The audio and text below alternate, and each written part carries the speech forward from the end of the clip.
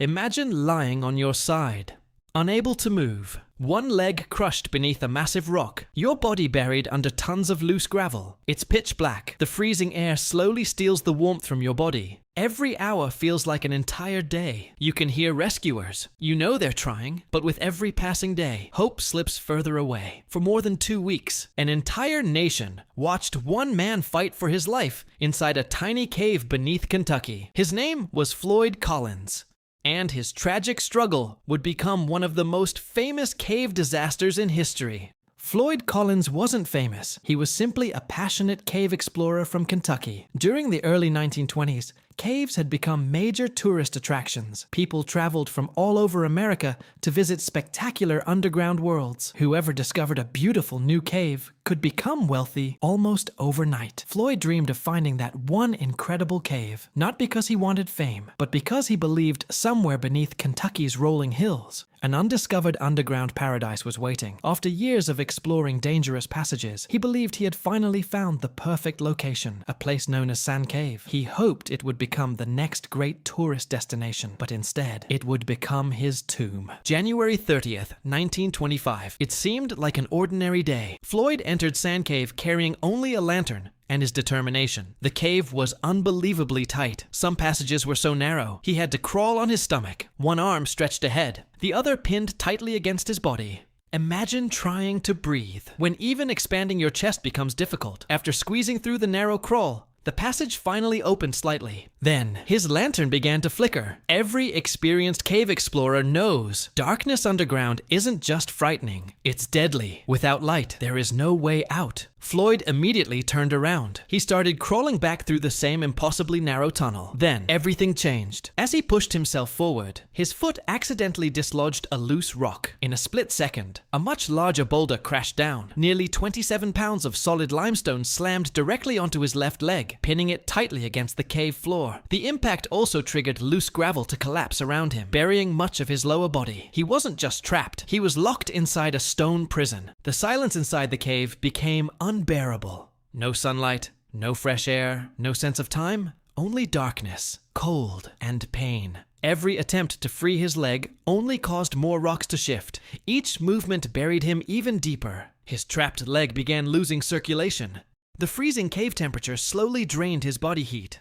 Hours passed. Nobody knew where he was. Outside. Life continued as normal, but deep underground, Floyd wondered if anyone would ever find him. The next day, family members realized Floyd hadn't returned home. They began searching nearby caves. Eventually, they noticed his coat hanging outside Sand Cave. Someone crawled through the narrow entrance. Then they heard it. A faint voice, echoing from deep underground. "I'm trapped." Relief quickly turned into horror. When rescuers finally reached him, they realized how impossible the situation truly was. His body was wedged sideways, his leg completely crushed beneath the rock. There wasn't enough room to even swing a hammer. Freeing him would be far more difficult than anyone imagined. News spread incredibly fast. Soon, thousands of people gathered outside Sand Cave. Newspapers across America printed daily updates. Radio stations interrupted broadcasts. People everywhere followed Floyd's struggle. For one of the first times in history, an entire nation experienced a rescue attempt almost in real time. Among those who crawled inside was reporter William Skeets Miller. He squeezed through the same deadly passages, not just to report the story, but to comfort Floyd. The interviews between the two men captivated the entire country. Miller would later win a Pulitzer Prize for his reporting. Imagine surviving underground for days, your entire body aching, unable to stretch, unable to stand, unable to sleep properly, cold water slowly soaking your clothes, every breath filling your lungs with damp, freezing air. Floyd survived only because rescuers managed to bring him small amounts of food and water through the narrow passage. Sometimes they talked, sometimes they joked, anything to keep his spirits alive. But behind every smile, he knew the truth. Nobody knew how to get him out. Rescuers tried pulling him free. The pain was unbearable. His body refused to move.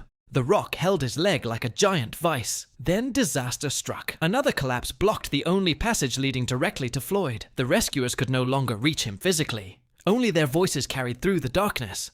The only remaining option was digging an entirely new rescue shaft from above, 55 feet straight down through solid earth. Hey guys, I'm running low on the animation budget, so we'll have to continue the story on a lower budget from now on, using little more than picks and shovels, It was an enormous task, and time was running out. Day after day, workers dug through rock and mud. Rain flooded the rescue shaft. Snow and freezing temperatures slowed progress. Every hour mattered. Meanwhile, Floyd grew weaker. His body had almost no food. His muscles were failing. His trapped leg had suffered catastrophic damage. The cold became almost unbearable. Yet somehow, he continued waiting, listening, hoping. Every distant hammer strike reminded him someone was still trying. Finally, after more than 2 exhausting weeks, the rescue shaft reached Floyd's location. Everyone expected cheers. Instead, there was silence. Rescuers found Floyd Collins motionless. He had died sometime before they reached him. The official cause included exposure to the freezing cave environment, exhaustion, and starvation. After his prolonged entrapment, the rescue had come only a little too late. Floyd Collins never discovered the tourist cave he dreamed about. Instead, his tragic death forever changed cave rescue operations in America. His story exposed the dangers of underground exploration, the need for organized rescue teams, and the terrible reality that sometimes even the greatest rescue efforts cannot outrun time. More than a century later, the image of Floyd Collins remains haunting. A man alone beneath the earth, listening to rescuers digging ever closer, never knowing that they would arrive just after his final breath.